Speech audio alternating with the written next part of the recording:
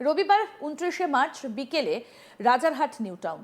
সাধারণ দিনের মতোই ব্যস্ততা ছিল, কেউ বাজারে, কেউ কাজ থেকে ফিরছে, কেউ আবার পাড়ার ক্লাবে আড্ডায়। কিন্তু সেই স্বাভাবিক ছন্দ হঠাৎই ভেঙে যায়। নারায়ণপুরের গোপালপুর হাউস এলাকার তরুণ সংঘের কাছে শুরু হয় রাজনৈতিক বচসা, যা মুহূর্তের মধ্যে রূপ নেয় হাতাহাতিতে। কেন্দ্রবিন্দুতে ছিলেন বিজেপি প্রার্থী পীযূষ কানাড়িয়া, আর তার চারপাশে জমে ওঠা বিক্ষোভ, গো ব্যাক স্লোগান এবং দুপক্ষের সংঘর্ষ। সব মিলিয়ে আবার সামনে আসে ভোটের আগে বাংলার চেনা রাজনৈতিক উত্তাপ। এই ঘটনাকে শুধুমাত্র একটা বিচ্ছিন্ন সংঘর্ষ হিসেবে দেখলে ভুল হবে, বরং এটা একটা বড় ছবির অংশ, যেখানে ভোটের আগে এলাকাভিত্তিক প্রভাব, রাজনৈতিক দখলদারি এবং প্রতীকী শক্তি প্রদর্শন একসঙ্গে মিশে যায়। সূত্র অনুযায়ী সেদিন বিকেলে বিজেপি প্রার্থী পীযূষ কানাড়িয়া তার দলীয় কর্মীদের নিয়ে গোপালপুর হাউস এলাকায় জনসংযোগ করতে বেরিয়েছিলেন। লক্ষ্য ছিল সরল: ভোটারদের সঙ্গে দেখা করা, নিজেদের বার্তা পৌঁছে দেওয়া এবং এলাকায় উপস্থিতি জোরদার করা। তরুণ সংঘের কাছে পৌঁছতেই পরিস্থিতি বদলে যায়। অভিযোগ, সেখানে উপস্থিত তৃণমূল কর্মীরা বিজেপি প্রার্থীকে লক্ষ্য করে গো ব্যাক স্লোগান দিতে শুরু করেন। প্রথমে বিষয়টা সীমাবদ্ধ ছিল মৌখিক প্রতিবাদে, কিন্তু খুব দ্রুত তা তীব্র হয়। দুপক্ষের মধ্যে শুরু হয় কথা কাটাকাটি। কে আগে কি বলেছে তা নিয়ে মতভেদ থাকলেও প্রত্যক্ষদর্শীদের কথায় একটা বিষয় স্পষ্ট: পরিস্থিতি খুব দ্রুত নিয়ন্ত্রণের বাইরে চলে যায়। কিছুক্ষণের মধ্যেই ধাক্কাধাক্কি, তারপর হাতাহাতি। অভিযোগ উঠেছে বিজেপি কর্মীদের মারধর করা হয়েছে। যদিও এই ধরনের ঘটনায় প্রায়শই দুপক্ষই একে অপরকে দোষারোপ করে এবং সত্যিটা মাঝখানেই কোথাও ঢেকে যায়। কিন্তু একটা বিষয় নিয়ে কোনো সন্দেহ নেই, সেই মুহূর্তে এলাকায় উত্তেজনা চরমে পৌঁছেছিল। গো ব্যাক, এই দুটো শব্দ এখন ভারতীয় রাজনীতিতে বহুল ব্যবহৃত, কিন্তু এই শব্দের ভেতরে যে রাজনৈতিক বার্তা থাকে সেটা অনেক গভীর। কি বলছেন বিজেপি প্রার্থী পীযূষ কানাড়িয়া, শুনবো। যেখানে জ্বালাবেন তত জ্বলবো, কিন্তু ভোট করিয়ে ছাড়বো, চিন্তা করবেন না। দাদা, আজ আপনার এই পথসভা আটকানোর চেষ্টা করছিল, কি বলবেন এই বিষয়ে? দেখেন, আজ আমাদের এখানে একটা কর্মী সভা ছিল। কর্মী সভার পর আমাদের আশেপাশে একটু ঘোরা, প্রতিটা ভোটারদের আহ্বান জানানো যে আগামী দিনের জন্য তৈরি হন, পরিবর্তনের হাওয়া, আপনারা অবশ্যই পরিবর্তনের সাথ দিন। এইটা দেখে এদের জ্বালা পুড়েছে। আমাদের ফ্ল্যাগ যেখানে পারমিশনের জায়গা লাগানো, সেখানে এনারা নিজের ফ্ল্যাগ বুঝে উল্টো করার চেষ্টা করেছে। একটা কথা বলে দিলাম, ভয় আমরা কাউকে পাই না, আর মৃত্যু আমাদের একদিনই লেখা। তার জন্যে আমরা চিন্তা করি না, কোনো খবর নেই। হ্যাঁ মা,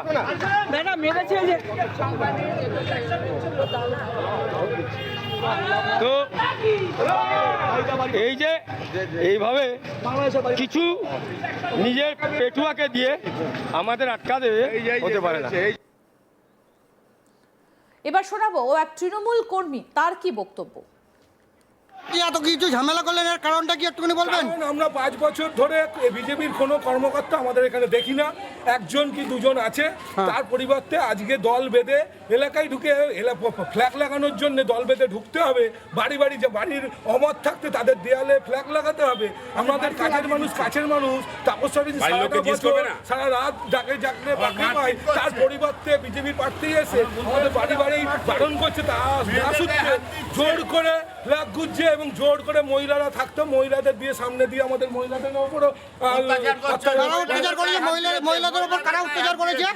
মহিলারা বিরোধীরা যারা আছে, মহিলাদের কম দেখে আমাদের মহিলাদের ছেলেরা আমরা বিজেপিকে চোখে দেখিনি। যারা এখন এসছে তাদেরকে কোনোদিন বিপদে পাইনি, আশেপাশে কোনোদিন দেখতে পাইনি। না ঝড় বৃষ্টিতে পেয়েছি, না আমফানে পেয়েছি, না করোনায় পেয়েছি, না রাত্রিবেলা মনে চাইলে তাপস চ্যাটার্জিকে পাই। এদের কাউকে পাই না। তা এদেরকে আমাদের দরকার নেই। BJP go back. এই স্লোগানে আসলে কি বোঝায়, অর্থাৎ গো ব্যাক, এই স্লোগানে আসলে কি বোঝায়? প্রথমত, এটা সরাসরি একটা প্রত্যাখ্যান, আপনি এখানে স্বাগত নন। দ্বিতীয়ত, এটা একটা শক্তির প্রদর্শন, এই এলাকা আমাদের নিয়ন্ত্রণে। তৃতীয়ত, এটা মনস্তাত্ত্বিক চাপ তৈরি করার একটা কৌশল প্রার্থী এবং তার সমর্থকদের ওপর। রাজারহাটের ঘটনা এই তিনটে দেখে স্পষ্টভাবে ফুটে উঠেছে। তৃণমূল কর্মীদের এই স্লোগান শুধুমাত্র প্রতিবাদ ছিল না, বরং একটা বার্তা। এই এলাকায় তাদের দখল এবং প্রভাব রয়েছে। রাজারহাট নিউ টাউন একটা অদ্ভুত জায়গা। একদিকে এটা আধুনিক শহর, উঁচু বহুতল, আইটি হাব, প্রশস্ত রাস্তা। অন্যদিকে এই এলাকার ভেতরে এখনও রয়েছে পুরনো গ্রাম, ক্লাব, সংস্কৃতি এবং গভীরভাবে প্রথিত স্থানীয় রাজনীতি। গোপালপুর হাউস এলাকার সেই দ্বৈত বাস্তবতারই প্রতিচ্ছবি। এখানে যেমন নতুন প্রজন্মের বাস, তেমনি রয়েছে পুরনো রাজনৈতিক আনুগত্য। ফলে ভোটের সময় এই এলাকা হয়ে ওঠে এক সংবেদনশীল মিশ্রণ আধুনিকতার সঙ্গে ঐতিহ্যবাহী রাজনৈতিক সংঘর্ষের। পশ্চিমবঙ্গের বর্তমান রাজনৈতিক পরিস্থিতিতে তৃণমূল কংগ্রেস এবং বিজেপির লড়াই এখন সবথেকে তীব্র। এই লড়াই শুধু ভোটের নয়, বরং প্রভাব বিস্তারের, সংগঠন শক্তি এবং জনসমর্থনের লড়াই। রাজারহাটের ঘটনায় সেই সংঘাতের সরাসরি প্রতিফলন দেখা গেল। একদিকে বিজেপি প্রার্থী এলাকায় ঢুকে প্রচার করছেন, এটা তাদের রাজনৈতিক বিস্তারের চেষ্টা। অন্যদিকে তৃণমূল কর্মীরা সেই উপস্থিতির বিরোধিতা করছেন, এটা তাদের শক্ত ঘাঁটি রক্ষার চেষ্টা। এই দুই কৌশলের সংঘর্ষই শেষ পর্যন্ত হাতাহাতিতে গিয়ে পৌঁছয়।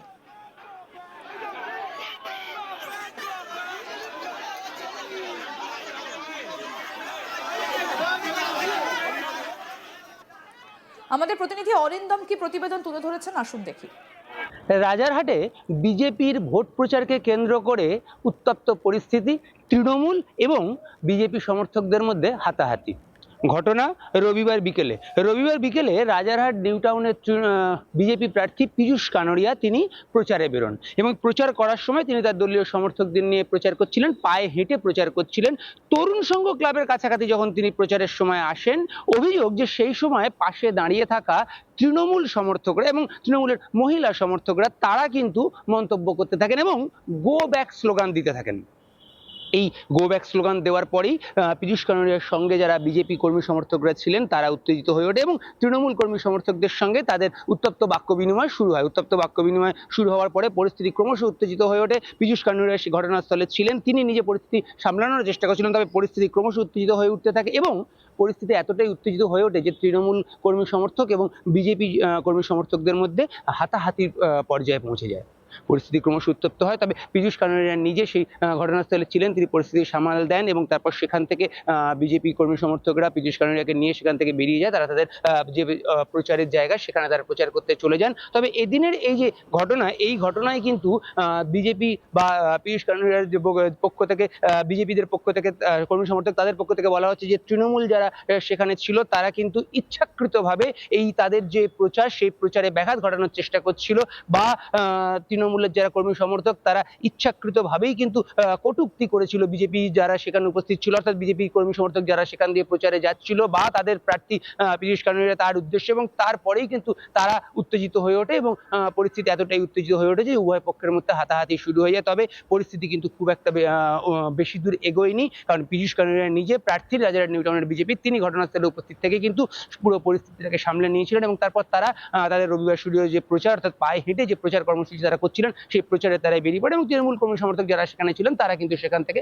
সরে যান এবং পরিস্থিতি কিন্তু শান্ত হয়ে ওঠে। তবে প্রচারের শুরুতেই এই ধরনের যে ঘটনা, এই ঘটনার পরে পীযূষ কানোরিয়াও তিনি কিন্তু বলছেন যে তার বিরুদ্ধে যারা তৃণমূলের রয়েছে, অর্থাৎ তার বিরুদ্ধে যে তৃণমূলের প্রার্থী রয়েছেন সেক্ষেত্রে তার জয় কিন্তু নিশ্চিত এবং তার যেহেতু তিনি নিশ্চিতভাবে জিতবেন সেই জন্যই কিন্তু এই ধরনের জিনিসগুলো হচ্ছে। তাই এদিনের যে ঘটনা সেই ঘটনায় তারা কিন্তু মোটেই বিচলিত নন এবং এই দিনের এই ঘটনার তাতে তাদের মধ্যে প্রচারের মধ্যে কোনো রকম কোনো প্রভাব ফেলছে না। তারা যেরকম মানুষের কাছে পৌঁছেছিলেন, মানুষের কাছে তারা যে বার্তা নিয়ে পৌঁছেছিলেন ঠিক সেইভাবেই তারা প্রচারে যাবেন এবং সেই বার্তা নিয়ে কিন্তু তারা প্রচারে যাবেন। আরও আপডেট পেতে দেখতে থাকুন আজ তাক বাংলা, সাবস্ক্রাইব করুন, নোটিফিকেশন পেতে বেল বাটন অপশন প্রেস করুন।